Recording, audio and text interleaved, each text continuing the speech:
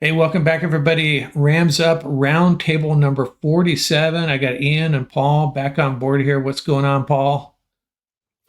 Everything's 5 by 5. Countdown to back to school for us out here. So got 2 more weeks to enjoy some fun and sun. Yeah, the traffic patterns are going to start changing out here, that's for sure. And I know you're going to have a lot to say. You've been thinking text messaging here, all the different roster configurations the Rams might come away with next Tuesday, right? So we'll talk a little bit about that. How you doing, Ian? I'm doing well. I'm doing very well. It's just crazy. Not that far away from September and game one against the Lions. And man, oh man, I'm just excited to finally get football back. Right, gentlemen? Shoot. Sunday night. Sunday night's going to be electric, I think. It's Yeah. going to be really good. It'll be Um, fantastic. so the first thing we wanted to talk about tonight is the second joint practice with the Cowboys, which included that incident. But let's talk about It's crazy. the word on the street, how these guys did. My understanding is the offense performed pretty well. Is that what you heard, Ian? Yeah, much better than the first two practices, right? The first one against the Chargers was awful. The second time around, or the first time around, excuse me, with the Cowboys was not very good on offense. Defense was good both previous practices or scrimmages, whatever you want to call it. And this third time going around, second time doing with Dallas since Chargers was on the practice schedule, but because of traffic issues, McVay and Ramsco were like, we're not going down to Orange County, or not, excuse me, they're going down to the beach area and doing all that. So, made the half-hour trip up to Oxnard where the Cowboys are. So we had that second practice, and it was much better based on all reports. Offensive line was significantly better because, guys, the defense has been pretty good all camp. Now, Cam Curl didn't practice in that second joint scrimmage with the Cowboys, but it was more precautionary. So the defensive secondary was a little kind of up and down in the secondary. Not a shocker when the starter's out. That's been doing really well. But the key is, how is that offensive line doing with three backups in? And based on all reports, it was significantly night and day better than the other two practices. Lanes were opening up in the run game. Matthew had time to deliver the passes to Robinson, especially who had a lot of, big touchdowns and big plays in that second joint practice. And much better. And that's what I like to hear, gentlemen, at least from me. Preseason's fun. We're going to talk about all the guys who deserve to be on the roster, who played themselves into the 53-man roster and, hopefully will be there, and guys who played themselves out of it. But the joint practices for me are always going to be on the top of the pyramid of offseason practice and preseason and scrimmage, priorities and news. So it's great to hear that. It's great to hear that Jordan Whittington and Tyler Johnson were rotating in with the first team and getting them acclimated in case, Apuka misses games or a Cup or a Robinson, right? You need those other guys to step up. So it's good to hear that they were rotating in and doing their job, and there was no, wow, they don't look like they belong. None of that going on. Now, the pass rush. Again, these two guys in my background, Jared Verse and Byron Young, were killing Rams, killing the Rams scheme and killing Cowboys offensive tackles. I mean, it was just another day where they were virtually unstoppable in these joint scrimmages. So again, to everybody out there who thinks that the Rams defense is going to be sorry, I don't think so. I don't think so at all. Because if they're dominating like this in three straight joint practices, and not just these two edge rusher guys, the whole defense, when they're all healthy together, outside of Darius Williams, who I think is better than Kobe Durant, I mean, man, oh man, I think we're going to have a real defense. So that's great. And gentlemen, what do you think about the good news? I mean, I'm happy to hear that the practices were much, much better than the first two offensively, and then defense kept up their good play and energy. How do you feel, Paul? I can only Yeah. guess. Well, that's always a positive. Like Ian said, uh, this is like really the only gauge for the Rams because the Rams approach the preseason games in a very different manner.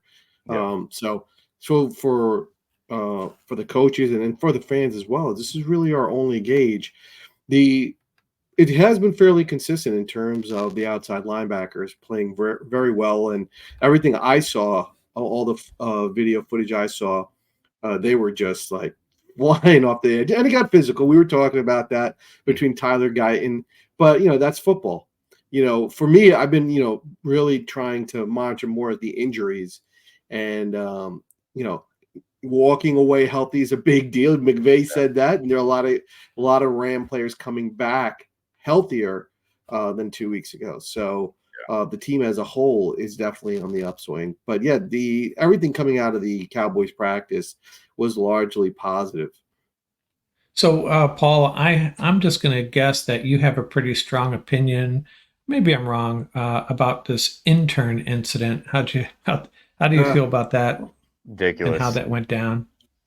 Look, and it wasn't. It was later on in that same practice where there was an issue with Bars, right? Tyler Guyton held Bars and took him down hard, and Bars didn't get hurt, and that's great. But so I think when you have these practices and something like that happens, I think the Cowboys handle it well. But after a certain point, like the coaches also have to gauge and it happens. The other team, maybe not in the same mindset that your team is at, and they don't want to work. I don't think there's anything wrong with saying, all right, let's call it a day early. It sends a message to the other team too. Like, listen, look, think about that. If Bars got hurt, let's just say he did. Does that change the Rams season? Of course. That's the one position where they can't get hurt, right? So of some idiotic play that means virtually nothing. So, we had talked about these. This is our favorite format, right? We said the controlled scrimmages was our favorite format as opposed to the preseason games. But for that to work, both sides of the equation have to be on the same page. So, sometimes that happens. I don't think there's anything wrong with. That's why I texted it right away. You could see there were like 3 or 4 back-to-back plays where things were going on. Either you call it for 15 minutes and come back, or just call it a day and practice on your own. Because That's a that's how the thing players get hurt. about when that stuff goes down, you really need the bigger picture. There's probably, like you're alluding to, something 2 or 3 minutes before that was Yeah. occurring, and the Cowboy defensive lineman blew it. I think he owned up to it. The coaches handled it well, and I think the Ram coaches handled it well. McVay was right there. You want to chime in on it at all, Ian, or have Yeah. we? I get all the fiery stuff and football is football. Like the play when I thought Verse got hurt, where he got kind of pancaked, held. Truthfully, that would have been a penalty in a real game. Let's just be honest about that. Look at that video where the offensive tackle picked up Verse, shoulder pad, fingers gripped, and then slammed to the ground where he was holding his shoulder. I was like, oh no, that would have been a hold in a real game. For all the Cowboy fans out there, like, oh, that was a clean block. No, it wasn't. That's a 15-yard penalty. Back up. So stuff like that, I get in the lines of the football field, right? You hear that term sometimes by players and coaches. Keep it between the lines. But Albert Huggins and that freaking nonsense during the quarterback drill where it's offensive tackles versus D linemen, our offensive linemen versus their defensive linemen in one-on-one drills where the D tackle, D lineman, edge rusher, whatever it is trying to get to the fake quarterback, which happened to be one of our coaches, one of our interns. I think it was the equipment intern, if anyone remembers correctly. And that drill was going on for at least a little bit. So for Albert Huggins to not only shove him, it wasn't like an accident, because I debated. I had some Cowboy friends who were like, I don't know, and then they finally agreed with me. Where if you run into somebody because your momentum, totally get it. It happens. Coaches are in the action. We're grown ass men are They're in the line battling of it out, fire. Yeah. right? I get it. But in that video, if anyone hasn't seen it, please go watch that real quick and find it. I'm sure you'll be able to find it pretty fast. When Huggins goes and you see full arm extension, boom, look down at him, look back up at the Rams own lineman and give him the middle finger. Nah, man, screw that crap.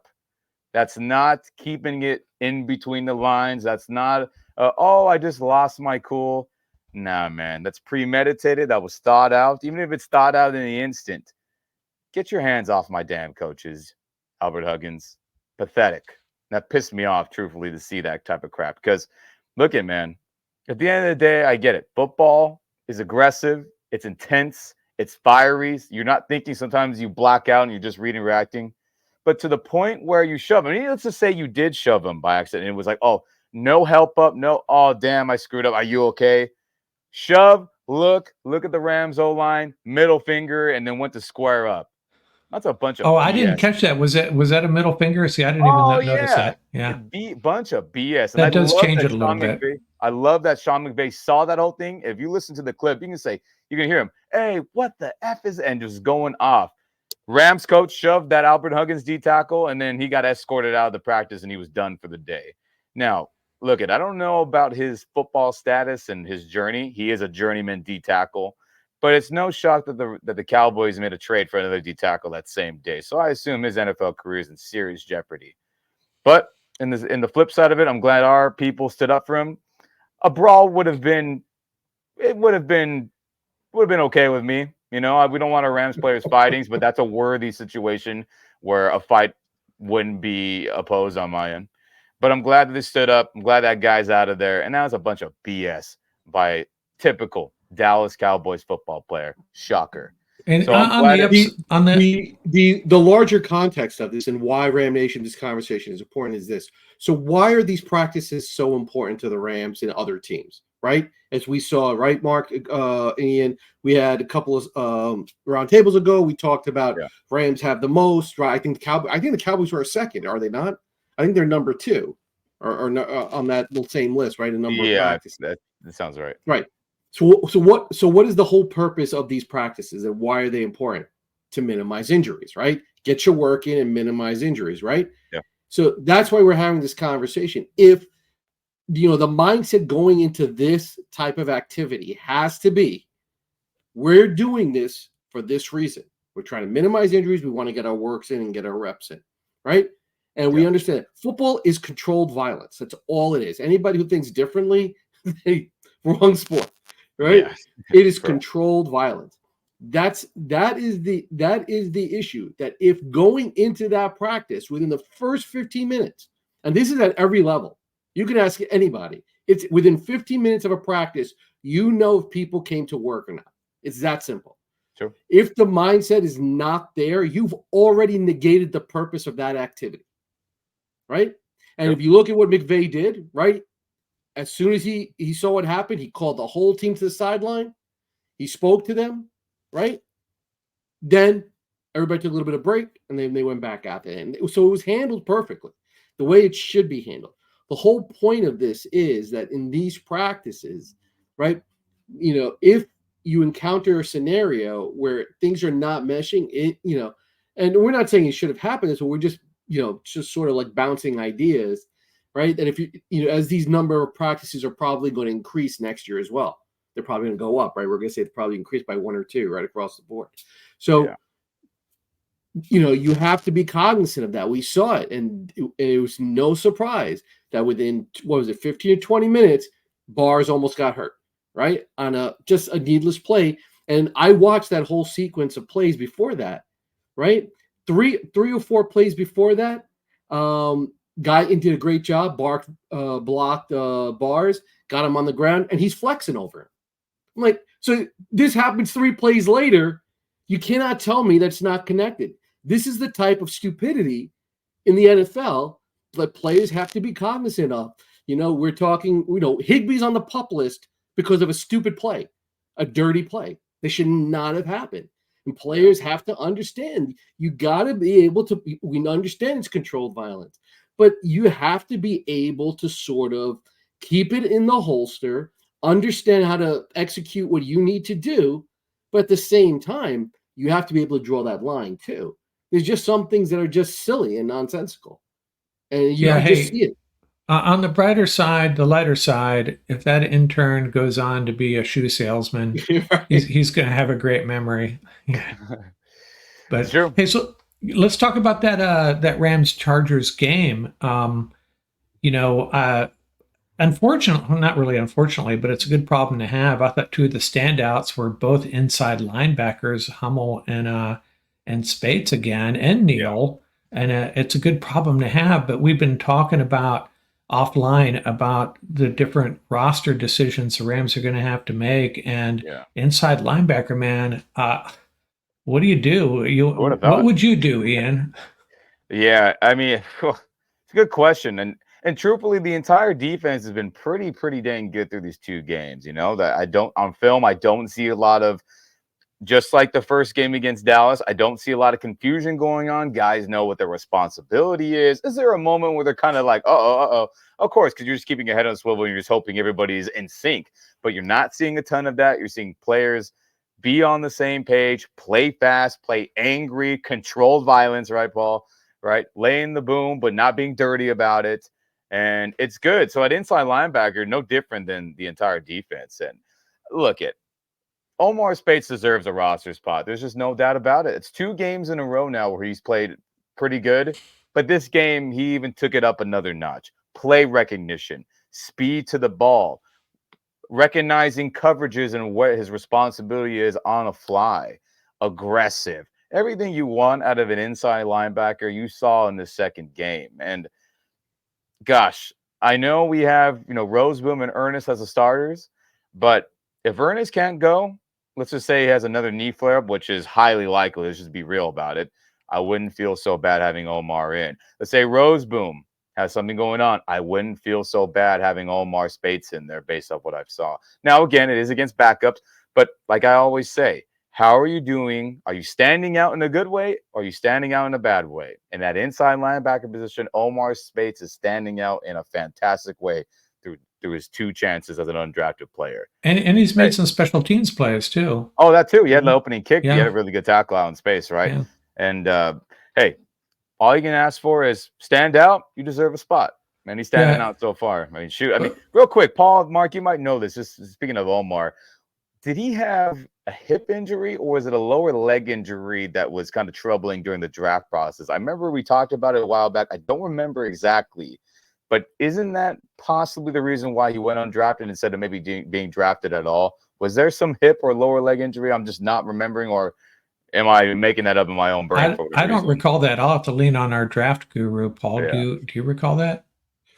I mean, he was nicked up, but I think it was more a matter of he had transferred to LSU. He didn't have a great year at LSU. But yeah, he did. I think he did have 1 or 2 injuries during the season that maybe he might have. But he was considered to be a lower round possible UDFA type of player. But as we see, I mean, the kid is a dog, and McVay loves him. McVay at his most recent press conference says he said he is a grown man, right? Yeah. He makes his presence felt on game day, and because of the EJ situation, that's why Reader's there. Reader's there as an insurance policy, right? So I think that so they're 3. Boom. The question is who's going to be there for that. And we were talking about, listen, to Jake Hummel's credit, I mean, he's been all over the field. He's been flying around all over the place. He's been with the Rams for 2 years. We know the Rams sort of lean towards familiarity, right? Sure. And this is the issue with preseason, right? So you're watching these players against 2s and 3s, not 1s, and that's the issue. Yeah. And that's always going to be the issue. So you have to trust your position coach, right? You have to trust the eyeball test. And Big O, I mean, the kid shows up, he flies around, and he contributes on special teams. So the question is going to be, right? Do you put him on the practice squad, right, and see what happens? I think if you put him on the practice squad, I think somebody grabs him right away. No, he's getting poached, Paul. I agree with you. There's no way. Yeah, he won't stay a practice squad guy. Yeah. The issue then is, will Jake Hummel? Do you think anybody's going to go after Jake Hummel? Probably not. You got a better chance of keeping Hummel. And that kid Neal, I'm telling you, this kid Neal, we're going to hear about him next year, if not this year. That kid is a natural. Yeah, what would upset you? What would upset you more, the Seahawks picking up Hummel or Speights? And I think it's an easy answer. Let me throw out a crazy idea. And I mentioned this on the pod. I don't know if you guys caught it. So Troy Reader, there's no reason to play him because they know exactly what they have in Troy Reader. Sure. Could they possibly cut Reader and keep Speights and Hummel? It's not impossible, but hey.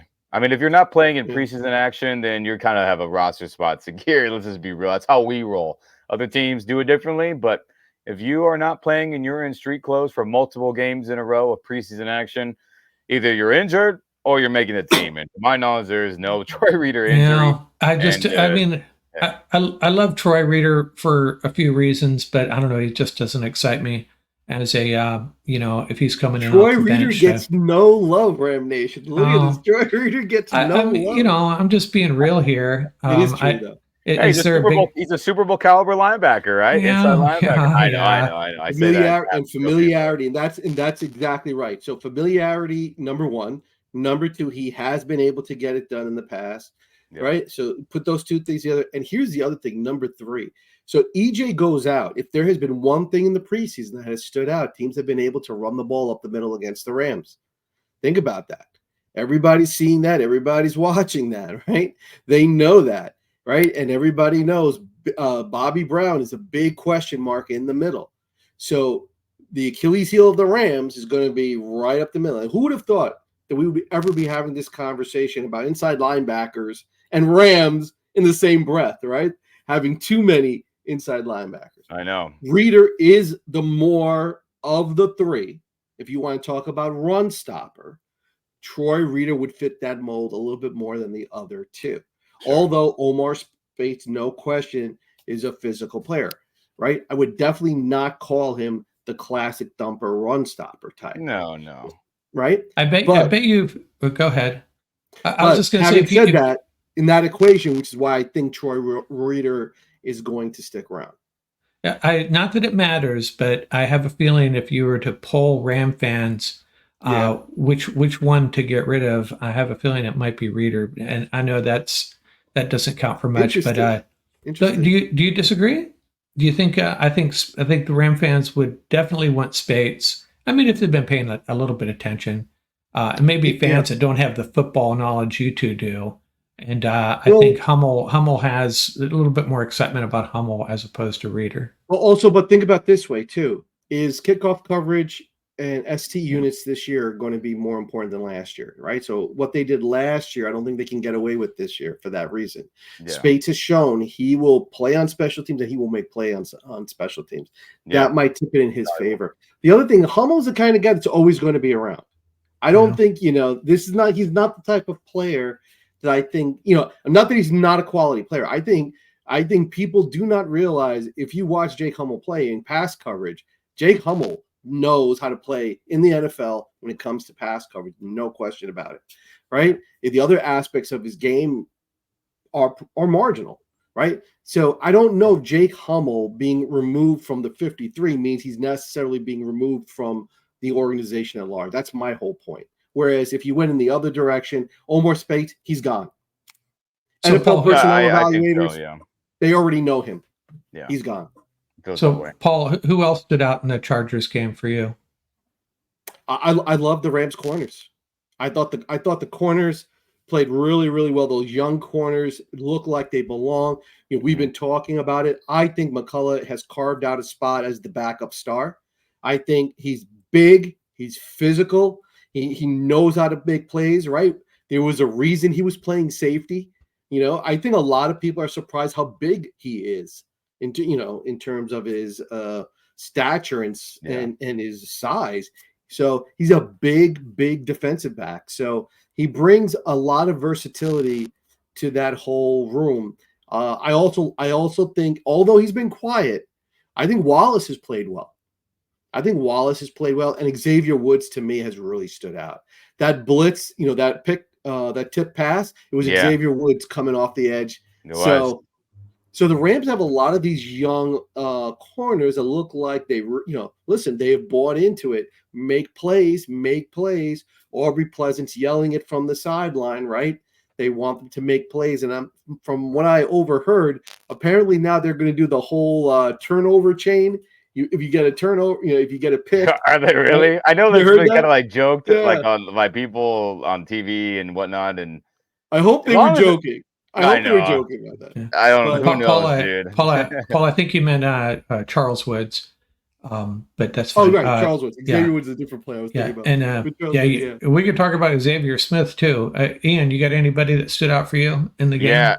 I mean, guys, how can you not make a great case for Xavier Smith making this roster? So look at it. Right now, the receiver position, what Xavier Smith is. We have the no-brainers based on who was not playing. Nakua, Cup, Robinson, Tutu are the top 4. Whittington had another fantastic game where he looks like he belongs. He's a lock. Duh. Then you have Tyler Johnson, who I think should be a lock as well based on his plays that he's made in practice, joint practice, and how little he plays in these preseason games. I think he's a lock.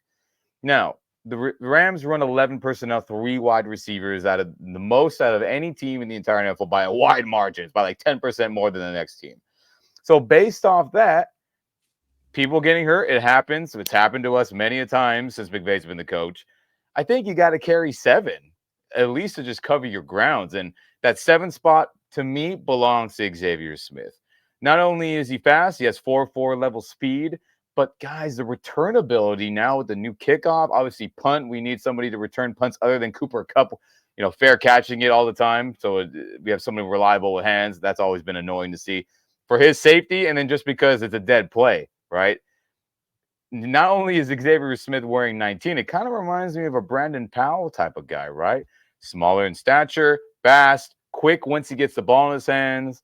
I mean, I think he should make this roster to be that 7th receiver, obviously, but then to be a factor on punt returns and possible kick returns. He has to. He had 2 good returns. When he's open, he looks speedy, quick.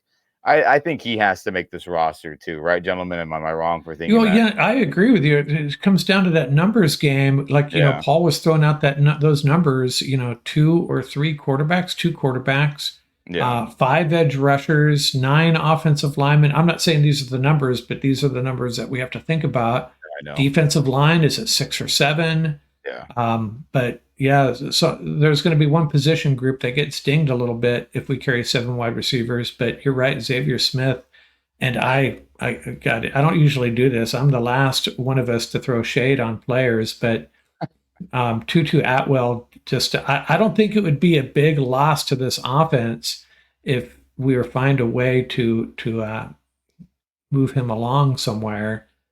It's on the table. I mean, he'll get Van Jefferson if he screws up like Van did this last season. Yeah, I know I don't mean that in the VJ treatment. He's gonna get the VJ treatment by game 3. Yep. I mean, hopefully not, because Tutu I think he is a good wide receiver if he gets thrown to. I really do. Yeah. The film when he gets thrown to, he catches everything. He's a way better receiver than Tavon Austin ever was, and everyone's in love with Tavon in the Rams, Rams sphere of fandom. He's a fast dude, but he couldn't do Jack Tilley squat other than a jet sweep every now and then. Let's just keep it real. Tutu's a way, way better receiver than, Tavon or guys in that mold.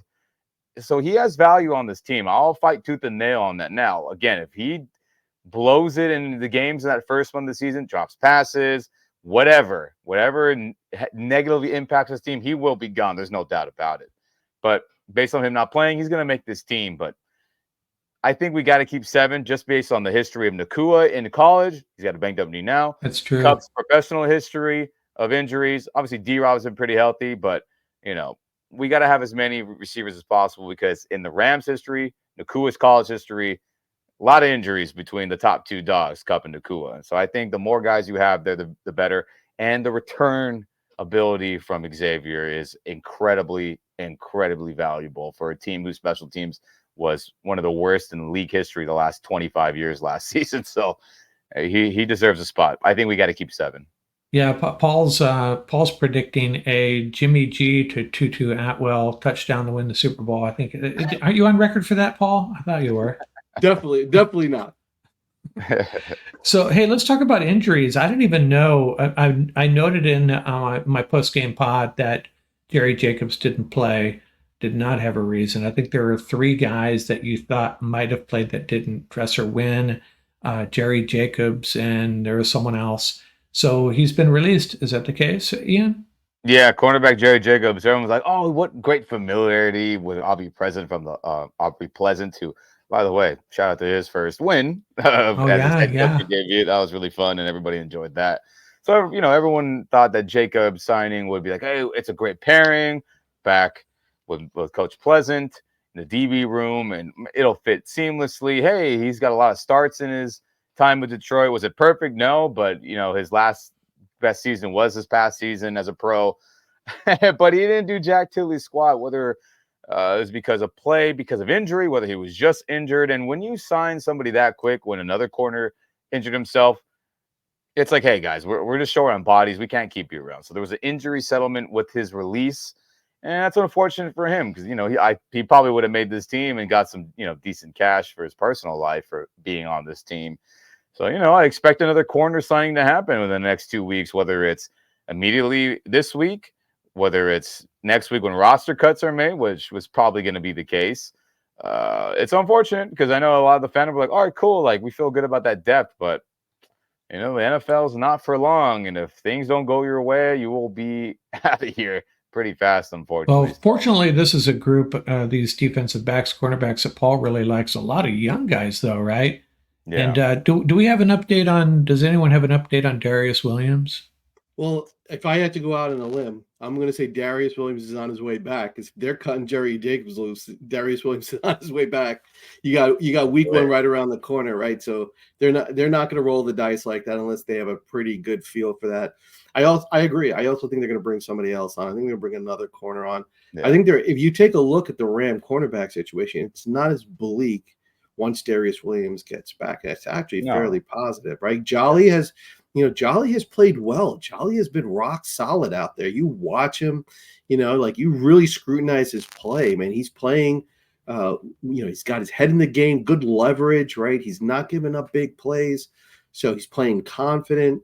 So, when you start talking, depth, that's what you want to see. You want guys that are consistent and not going to get beat. And that's what you want. You don't have to be an all-pro, but do not, blow the game. And that's sort of the scenario when you start talking about who's the number 5, number 6 defensive back on the squad. And it's a unique scenario too. Like, people forget, Lake, you got to talk about him as if he's a corner.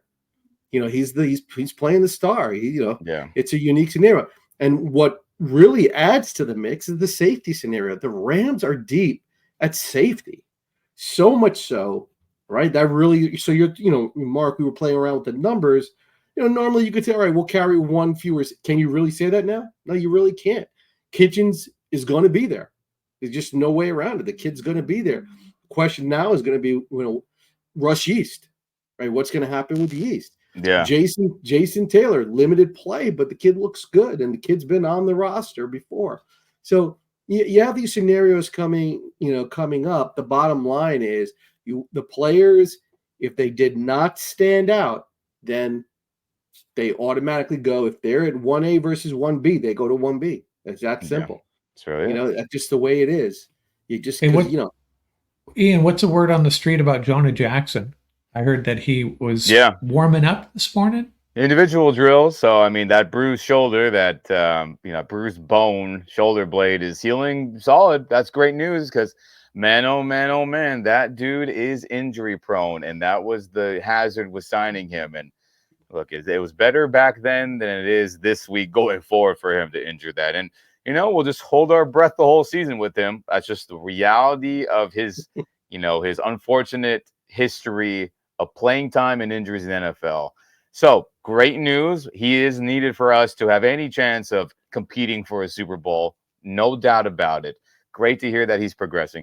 Also great that Stafford had a full practice today and there was nothing wrong. Because I know a lot of the media are like, oh my God, Rams are in trouble with Stafford. And look, if Stafford's severely injured, like a bruised spine or an elbow, which hinders his throwing, or a thumb that is torn where he can't grip a football, he's going to play through a lot of things. And that's just the type of Iron Man that he is. So, hey, he's going to be all right. He's going to play week 1, everybody. His hamstring's okay. And again, Sean McVay said that Stafford was pissy at him since he got yanked out of the second Cowboys joint practice. Not because he was injured, just because he wanted to go back in. And we all know Stafford would go back in and finish the game if he felt a little something in his hammy. He would.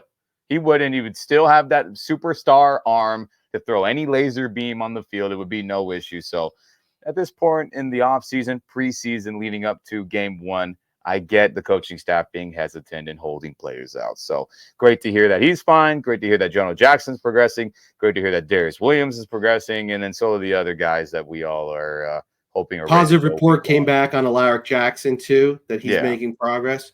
So, hopefully these players are back for week 1. Yeah. But, I mean, guys. Go ahead, Mark. Go ahead. No, go No, ahead. I was just going to say, I know you guys, if I'm reading between the lines on the text we share, I've never felt better about the depth on our offensive line. It's the first time in years I felt this good about it. And I know they're playing against second stringers, but Bo Limmer getting really good grades. Logan Bress looks like he might be actually better than mediocre. Warren Finally. McClendon. Yeah, Jesus. Warren McClendon. And then I'm leaving somebody out. There's someone else. I think Zach Thomas has played well. Yeah. And Noteboom, there's Joseph Mhm. Noteboom. I think we're all Six comfortable man. with him. Yeah. So I feel good about our offensive line if we, the 8, 9, 10 guys that we carry. Yeah. I mean, to that point, Mark, today at practice, Bo Limmer was getting first team reps at center, and then they kicked Steve Avila back to guard. I get it. Practice the emergency situation. We had talked about that. What do you do if the guard situation is just abysmal, right? You make Steve Avila go back, and you get Bo Limmer to play center. And that's, you got to have the best 5, or it doesn't matter how good Steve Avila is at center if the 2 guards can't get it done. So if you have a serviceable center and you have, a good guard like Steve Avila proved as a rookie last season, and that's what you got to do. So the Rams are practicing that scenario, which, hey, you gotta, because I know Sean McVay doesn't want to relive a 2022 campaign where we have a new offensive lineman starting almost every game of the entire season, which was insane. So yeah, I saw a couple of clips I saw a couple of clips and Limmer looked like a beast. Very limited, views, but looked like he was doing really well. And Logan Bress laid a couple of people out. That's what happens when you draft from the SEC. That's what happens. I know. And of course, we get the one Wisconsin lineman who doesn't work out immediately. It's like, geez Louise. But and all jokes aside with Logan Bress, everybody, it is good to see he's making progress. Because, again, that first preseason action we saw him as a rookie, it was so dreadful. I'm sorry. Again, remember, we always talk about, do you stand out in a good way or do you stand out in a bad way? And that was standing out in a bad way to the max when his first action as a Ram a couple seasons ago was happening during that disaster lineman season that just didn't stop from his injury onward. So it's good to see that he looks like he's, an NFL player now. And, hey, he was still a 3rd-round pick. He was still drafted to start. So is he living up to expectations still? No. Based on what he did at Wisconsin and based on and we have people jumping into the pool for his draft pick. Logan Bress, 3rd-round pick. Yeah. So look at this is year 3 going for his season, right? 2022 was his rookie. Mm-hmm. 23, he wasn't on the team, practice squad. This year, he'll probably make the team, which is good. But by next season, he has to be a legit, should he start level player for this thing to be working out? Or I don't see him coming back to this team after his rookie deal done next season. But again, let's not jump too far ahead. Glad to see the progress. We'll see how it goes. If he plays this next week or not, I assume he will just play based on the numbers of how many linemen are available. Maybe, maybe not. But if he doesn't play, he's probably going to make the team. If he does play, still a coin flip. But if I had to lean where it's going to go, I think he'll finally have a true roster spot where he'll get a full, offensive lineman pay other than the injury pay that he got rookie year and then the practice squad pay that he got last season. And then you have Arcuri too. So he has, he has shown that he's. Are you related to AJ or Curry? Not at all, but you got to respect the progression, man. I still remember when he came over from Michigan State. There's 2 guys I always forget, and that's Sean Jolly and AJ Curry. I don't know why. I just always forget about them, and you always remind me about them. So because he wears 61. You remember Newton when he played for the Rams, he wore 61. So I'm always like, Curry, you got to change that number, dude. You're a tackle, man. But I could see a Curry if he had to play guard. I'm telling you, that kid can knock some heads, man. That kid is. When you watch him play, he's just that classic blue collar lunch pail guy that before you know it, he's like, holy cow, he's making plays, right? So, I mean, it's almost like the situation we're talking about inside linebacker, right? Just guys just stepping up, improving their game from year to year, benefiting from being on the practice squad, from being on the team, from, excellent coaching and an excellent work ethic. Put all those factors together. This is what you get. Hey, I was watching the Charger broadcast. It was the only one that was available where I am for whatever reason. And they were really excited about Zach Evans. Did he change either of your opinions on, I know going in, you guys weren't real excited about him. Just a head shake no. And look at it. It's unfortunate, but there's just no way he can make this team Oh no, yeah, I based don't think on he can either. how Boston Scott looked too in the same game, right? And look, there were some good chunk runs by Zach Evans. There were, and there's no doubt about it. He didn't. It was much better than last week's game against the Cowboys. But Boston Scott is doing more with less, better vision, obviously running with more power than Evans. And then Boston has also the very valuable return ability, just like Xavier Smith, which will get him to be that fourth and final running back, just like Xavier Smith will probably be that seventh and final receiver. Because, guys, I mean, we've seen Boston Scott return kicks and punts at this time with the Eagles and look really good. There's no way the Rams don't see that and don't be like, hey, that's valuable. We need guys like that in this new kickoff format, and then a punt return capability. So good for Zach for having a better game. I assume he's going to play a majority of this next game against Houston coming up, and hopefully he puts out some good tape because I feel like he will not be on this team based on Kyron not playing, Blake Corum being a rookie and not playing at all, Boston, Ronnie Rivers not playing. Remember that too. And then Boston Scott just looking better overall with the return, abilities in the back pocket as well. He might have might have earned a spot on the practice squad with that performance. So we'll need at least one running back on that unit, I guess. Yeah. It feels that way. Is there anybody else we need to talk about from this Chargers game? I know just in passing, we don't need to talk about it, but I was really disappointed with Ethan Evans. I think he only had 2 punts, but yeah, I was expecting that dude should be just pounding it, and he isn't. Davis Allen and his lack of physicality and the continued lack. I'm a big Davis Allen fan. I think offensively, the kid, he's going to be if he used properly, he's going to be the type of tight end. But he's looking more and more like he's going to wind up like Bryson Hopkins, right? He's not going to get an opportunity because if he can't block, they're not going to put you out there. That's the bottom line. It's true, right? And every time you watch him in the blocking game, it's just like he's getting knocked around. And, and sort of surprising because, when you look at his profile, he sort of has a different type of mentality. You don't expect that from him. So maybe it's he just doesn't want to get hurt. He's trying to keep himself healthy, get ready for the regular season. That could be it too. Yeah. He knows he's got a spot on the team. There's no question about it. So that might be it. But, that's one area that he's going to have to really step up. But offensively, I mean, you saw some of the catches. I mean, this kid's got hands like glue, and he's got size that, just lasts for days. For sure. So, I mean, I think you could say the same thing about Hunter Long as well. I haven't been impressed with him at all either, truthfully. So the tight end situation is kind of, but I expect Davis Allen to be ready to rock. We've seen him be in big games his last season as a rookie and have some good moments. So, hey, it's one of those games for him. I won't carry too heavy with that. But if we're going negatives, I mean, guys, look at it. I'm going to be just short and sweet about it. Stetson Bennett cannot be our backup quarterback. Was it much better than last week? 4 interceptions, but should have probably been more in this game. Again, right? There definitely were some bad throws where they were open, it was behind or it was too low. And, if Sean McVay really and the staff really think that Stetson is going to be the answer come weeks 1 and 2, they're crazy.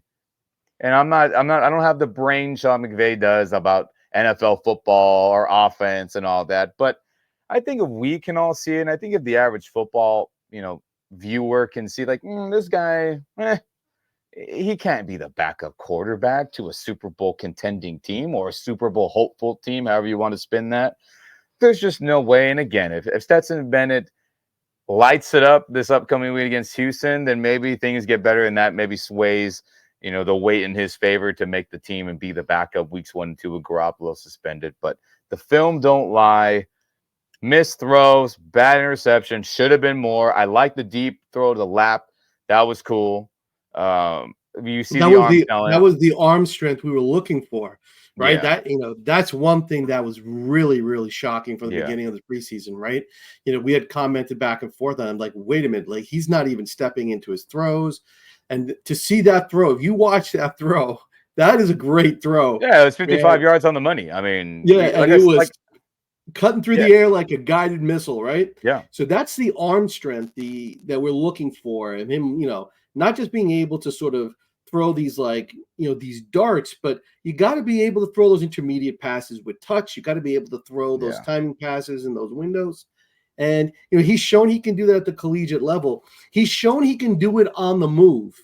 That we've seen, right? There's no question about it. When he's been his best is when he's been on the move.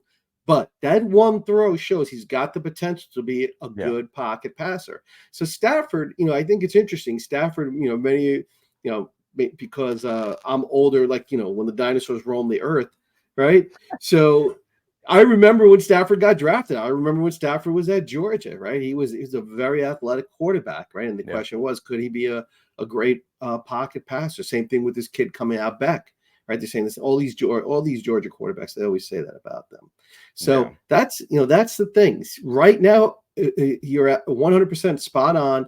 According to the progression, he's not there yet, right? We are seeing the flashes. But you got to be fair to this kid. Do not put him in that scenario, right? Obviously, we're hoping that nothing happens in week 1 and 2, but you cannot roll the dice like that because taking an L just because you don't have a backup quarterback in place is just as bad as what they did to the team last year. Well, what's the alternative? What's the backup plan? I don't get the millions of dollars to sign Jimmy Garoppolo, knowing that he was going to be suspended for 2 games, and then now have to figure out who the backup quarterback is. That's for the guys at the brain trust that get trillions of dollars, right? That they have to figure that out. That's their mistake. They put themselves in this situation, right? It's a great coaching staff. It's a great front office, but this is a bonehead move that they pulled.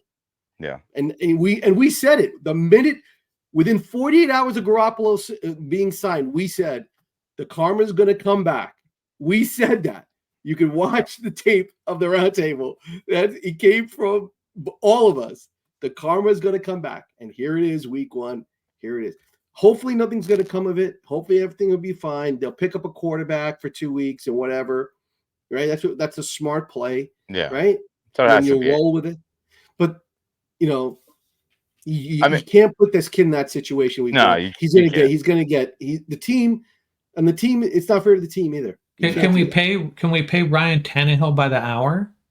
Bring him in. That'd be great. I mean, he's a starting level quarterback. I would rather have him over Garoppolo as our backup, honestly.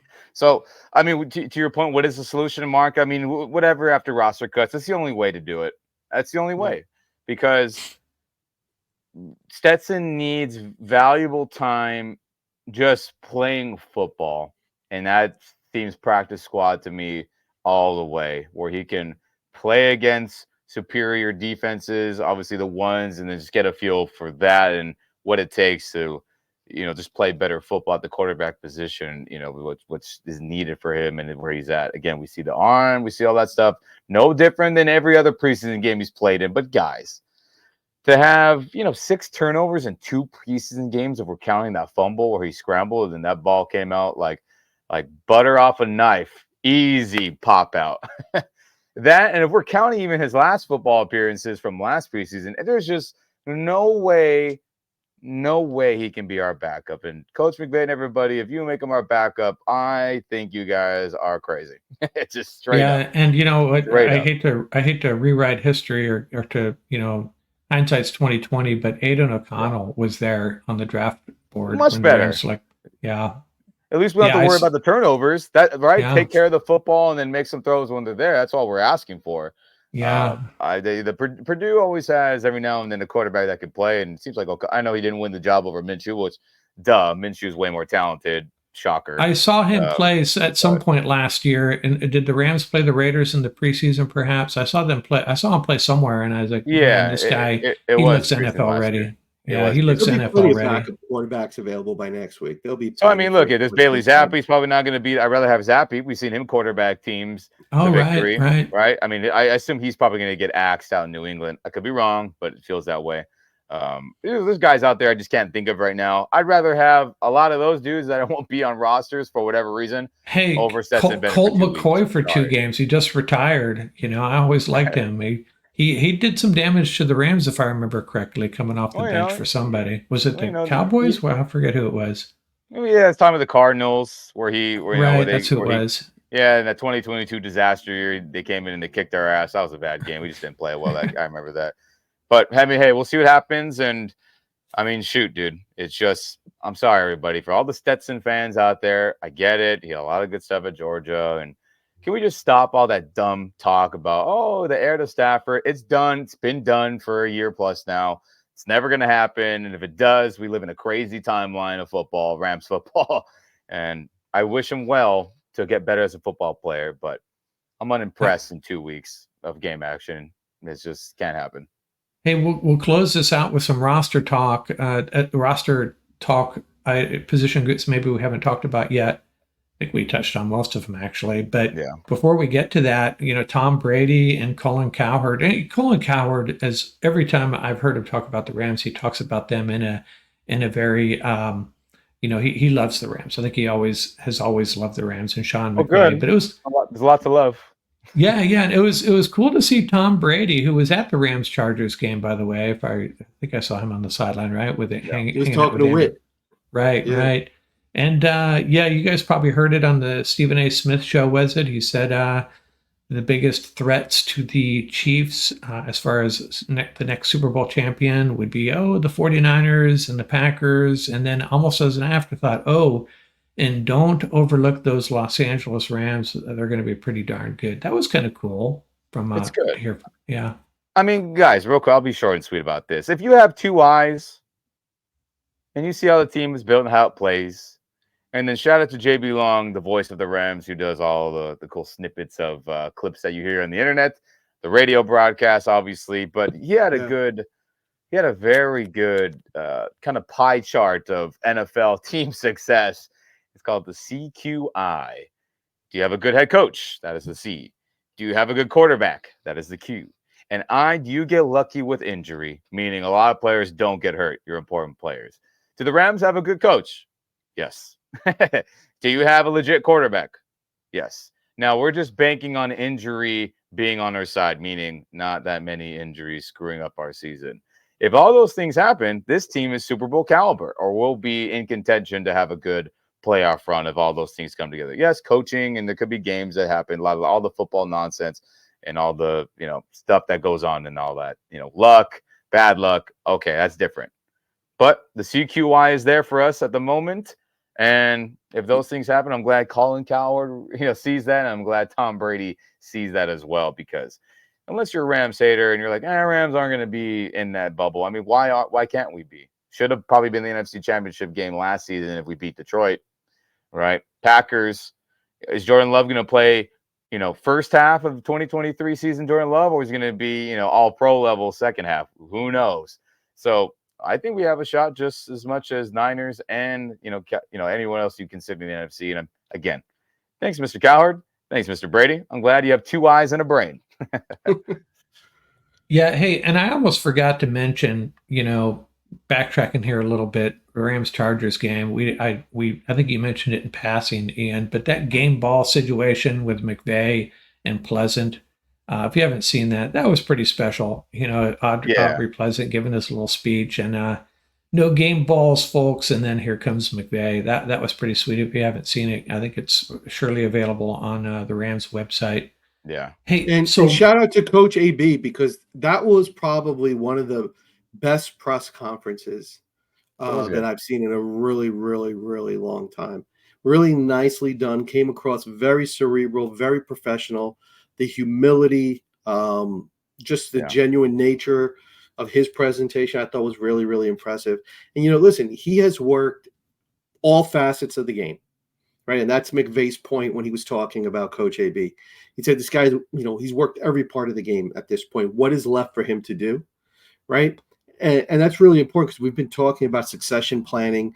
McVay has been talking about it, right? His love for the game is there again, thank goodness. Yeah. But for how long, right? Yeah. And so, when you have like these type of people in your organization, it's such a great opportunity, right? Because when you start taking a look down the line, they might be in a different scenario, and then you have to lure them back, because chances are somebody's going to offer this. I mean, think about it. This is Raheem Morris all over again. That's really what this is. This is Raheem Morris' situation all over again. So hopefully the Rams can retain him somewhere in this organization, right? Because his contributions to the team are just going to be invaluable. And he's But- such a great presence. The way his demeanor on the sideline was exceptional. And it takes a very, very special person, and I mean Sean McVay, to step aside and say, "Hey, you know what? You take the reins for a day. You deserve it. Show the world what you can do. Show everybody, that you can be an NFL head coach. I'll be over here." And there's not a lot of people that can do that. And I don't have any other NFL teams done this. Not to my knowledge. Right. And the Rams do it. Last year they had someone calling the offensive plays, defensive plays. Yeah. Let Aubrey Pleasant be coach for a day. It's pretty cool. And I have a lot of respect for Sean McVay for being willing to do that. Yeah, same. I mean, it's great culture here, man. Just thank God. What a difference from the St. Louis era to now. I mean, thanks, Coach McVay. You saved this franchise from disaster. Yeah, and he's walking the walk. It's we, not me. Right. Thank God. Hey, so roster talk. A couple of things we haven't talked about. You mentioned, Paul, your biggest area of concern is the defensive line, the interior defensive line depth, and what we're going to do there. With Murchison struggling with an injury, we bring in Watkins, who I think has played well. I think our front three guys are fine. Durden, Watkins, Murchison. Maybe we'll pick up this dude from the Cowboys, Huggins. I hear he might be available. No, thanks. Put his locker right next to Garoppolo, right? Yeah. So speak to that, Paul. How do you see this unfolding? How do the Rams address this? So, the genesis really of that conversation came from, when watching Bobby Brown in his limited reps, which, in my opinion, were unimpressive to say the least. I mean, he is just, you talk about a wide body. I mean, he takes up the gap just by going in a 3-point stance, right? But just the way he plays is just, it's like you really got to double check. Like, is he out there? It's just, even in preseason, it seems like he's really not turning it up. You really want to see him dominate in practices. You really want to see him stand out. The coaching staff has made it a point to talk about him every chance they get. They talk about him and what the expectations are for him, and rightfully so. You have the conductor on the left, fist factor on the right. You need a presence in the middle, particularly. I forgot to mention Tyler Davis, so he could be a factor as well. So my whole opinion is that I think Tyler Davis would be wasted if you just throw him there as a run plugger. He's shown that he's all over the field. He's got that dynamic ability to get after the passer, to get into the backfield. So having said that, that leaves DeJuan Johnson, and now you have Carlos Watkins. So when you take a look at the roster, the Rams have a rock solid roster at every position. The one area that I see, and I'm hoping it doesn't become a glaring issue, is in the middle, right? Championship teams are built in the middle. You start from the middle out, right? And when you can't say that you have a force in the middle on the D-line that at minimum can at least hold down the run, because the Rams spend 2/3 of their time in nickel anyway. Right? Sure. But that 1/3 of the time, you need a player who is going to be able to dominate. That's the key. So that's just something to keep in mind, Ram Nation, moving forward. When we look at the roster and we look at where there are areas of improvement, if I'm the Rams, trading deadline, pick up one of those dynamic players in the middle that can make such a huge difference, right? And I'll give you a great example. When they were interviewing 99 Problems, and they asked him about all those years, there was one player that he mentioned by name. Who was it? Kong. He said, when they signed Sue, I knew we were going to have a great season. His face lit up, right? That's exactly what they have to do. The Rams have to be patient, right? There's two ways they can go. Get a nice veteran run stuffer, right? Like Ashawn, right? Or you get a player that can really juice it up in the middle, that can do both. Can, make plays in the backfield, can hold down the run, somebody that's a true interior lineman, somebody that, that's going to bring that special sizzle to the middle of that D-line. But the rest of the D-line, I think, is rock solid. It's just that in the middle, particularly, you don't want to expose EJ too. You got Ernest Jones on a knee. right? And you want to keep him healthy. The last thing he needs is guards running downhill on him, So it sort of plays, great D-line make great linebackers. When you keep your linebackers clean, your linebackers are going to make plays. It's that simple. Yeah, right? There's another position group that I was a little confused about. I thought I had it figured out, and that's the edge rushers. We have Young, Brandon Jackson, Jared Verse, Michael Hoyt. And I had penciled in Nick Hampton, and I think I'm not going to change my mind on that. But then I was watching O'Shawn Mathis, to me, had a quiet game, but I don't know what his assignments are. I didn't analyze the film. And then I see that he was one of the highest rated Ram defenders in that game. What's the truth here? I mean, it seems like those two guys will make it, along with obviously Michael Hoyt not playing, and then the two guys in my background, 8 and 0. So I mean, Brendan Jackson, the rookie out of Washington State, who is LA area native, Southern California native, he just hasn't been practicing. So I mean, that's not good. I mean, if you had to choose somebody to not make the team, it would be him he'd be the odd man out, right? It's all about who are the best guys playing, and if we haven't even seen you play much, let alone practice, how can you be on this team? So you think they might put him on IR before the? Who knows? I mean, his injury hasn't been openly shared. It's a soft tissue. McVay's been very vague about it, and he hasn't been practicing for quite some time. It feels like. Now, was he back today? I can't confirm that. Maybe he was back today. And they said all that. He's going to be back at practice. Well, very good. He needs to, because he needs to show up. Because if he doesn't look anything ready to go, then O'Shawn and everyone else who's been playing out there and doing good things, they're gonna get those final 2 spots. I think, Mark and Paul. Yeah, maybe it's just a case of O'Shawn playing well, but not really necessarily jumping off the screen while you're watching. That's exactly it. There was one play, O'Shawn Mathis came up to support the run, and I forgot who it was. Somebody came to block him, and it was like a tight end or someone like that. And O'Shawn Mathis bench pressed him and walked him back about 15 yards. And I'm like, there you go. Let's see you do that about 5 or 6 times a game, right? Yeah. But, those are the flashes that you see from him, right? But the ability to put it all together for, a cohesive block of time is the issue. Yeah. Now, your boy Hampton has been playing upfield. Every time he's been out there, he's been in the backfield. He's been sniffing around the quarterback. Well, as I said on the pod a couple of days ago, Chris Shula referred to him as a silent assassin. Exactly right. And if your DC is calling you his silent assassin, I think he has a roster spot. But maybe I'm reading too much into that. No, real quick, gentlemen, to that point, and everyone listening in, if head coach is talking about you nicely, if coordinators are talking about you nicely, or other players are saying nice things, you're probably going to make the team. That's just a reality. And anyone who's ever had nice things said about them, whether it's been asked about or they just kind of say it out of the blue without being asked by reporters, you're going to make the squad, man. Not the typical, he's progressing, right? Not always progressing and all that. They're just giving you nicknames.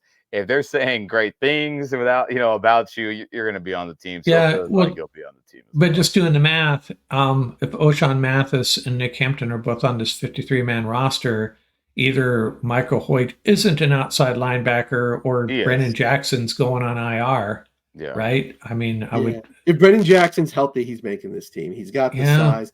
That was his issue in Washington. That was his issue in Washington State too. He had a rash of injuries over his career. So, probably because it's just maybe it's because plays so darn physical. His style of play, right? Absolutely. Yeah. But so I mean, that's a nice group there. I think that 5, right? Monster, Zero, Bars, Hollywood Hoyt, right? Action Jackson, and you got Hampton. I mean, that's a solid 5 that they can get it done. Maybe we should write a letter to the commissioner asking them if we can just carry 57 this year, just this one year. Make things a lot easier. The NFL doesn't listen to the players or the union, so I don't know if we're going to have any say. Just our Rams. I don't care about the other teams. I know. Just the Rams. Oh, my point is, if they're going to be listening to that, who they're partners with, forget it. And Zach Van Valkenburg's also had a great season too. It's going to be tough, man. I mean, there's a lot of talent. There's a lot of talent here. Practice squad is going to be. Listen, football is a game of attrition. So you need that depth. So when we have these conversations, it's a positive. right? Because this is a sport of attrition. These players are going to come into play. Your seventh linebacker is going to come into play, right? All these positions that we're talking about, we've been talking about the X factor since the beginning of preseason, right? Xavier Smith, the kid's always open. The kid's doing all the right things. He's always in the right place. When is the last time you've heard his name called for like a mental mistake out there? Yeah, when was the last time the Rams returned to kick 34 yards? Right. And then you saw the JJ Lapp. JJ Lapp has impressed. That's a nice insurance policy to have on your practice squad. And he is from Stony he's Brook, a Long Island guy. Stony Brook, Long Island. You got to root for. But listen, the kid can play. The bottom line is the kid can play. We see that now, right? We see he can block. He's got the size. He runs great routes. Kid's got great hands, and he's got wheels. So to have that kid on your practice squad, and he fits this wide receiver role. That's the thing, right? So that's the other thing. He fits what they do. So he's going to have success here. So this is what we're talking about. The depth factor is definitely going to be a factor for the Rams going into the season. Yeah, and outside linebackers, we didn't mention Keir Thomas. I think we mentioned everybody except Keir Thomas, and he can play too. He looks really big to me. And he's wearing like 96. He looks like a maybe that's why he looks big. Yeah. But yeah, another Florida State guy. Hey, any last words, guys? I think we've covered everything we planned on covering here. Yeah, I think so too. But let's get the season started. But until then, we got another joint practice against the Houston Texans in a couple of days. I want to say on Thursday. So I'll be heavily tuned in to all reports and all things going on during that joint practice. You should be too, Rams Nation. Way more valuable information in that than a preseason game week 3 is ever going to be. So that's big news. And then we'll see who stands out and who does not in the actual preseason game in Houston when that occurs. And we'll see if we see anything better from Stetson. We see if anything better from any of the linemen. Maybe that's standing out more. We'll see if the defense can continue to put out good tape as a whole. See if Omar Speights can continue to just light it up. Right? All those things. But joint practice on Thursday, that's what I'm tuned into, going to be locked into. You should be too. And man, oh man, I'm ready for football. Yeah, you talk about a great roster. That's Mark's pick, the Texans, that offensive roster. They got 3 legit wide receivers now for CJ. Yeah, it's going to be fun. And then, Robert Woods as your fourth man. It's good. That's a good room right there, man. Right? Yeah. So, hey, a few programming notes. Hey, number one, Paul, make sure you check out my most recent Ram Fan Rap session. I interviewed a neighbor of yours from New York, and he was really good. I'm going to do a quick reaction to the Rams-Texans game. I know, Ian, your weekends don't work for you. Paul, if you think you're available, I'll send you an invite. I'll give you a heads up. We'll do that, within an hour or two of the game. And I'm thinking maybe, so the roster cuts are Tuesday. Yeah. I don't know what time, so we can plan. Go ahead. No, I'm saying I think by the time we get together, this later hour of the day on a Tuesday night, we'll know everything that's been gone on with the cut. Okay. Yeah. So we know what we'll be talking about. Yeah. Okay, guys. Thanks a lot, man. Good discussion. And don't forget to subscribe and like these videos. Really appreciate it. Yes, out here. Thanks a lot, guys. Ramley forever. Ramley forever. And everyone, stay healthy, please. All right. Thanks, guys.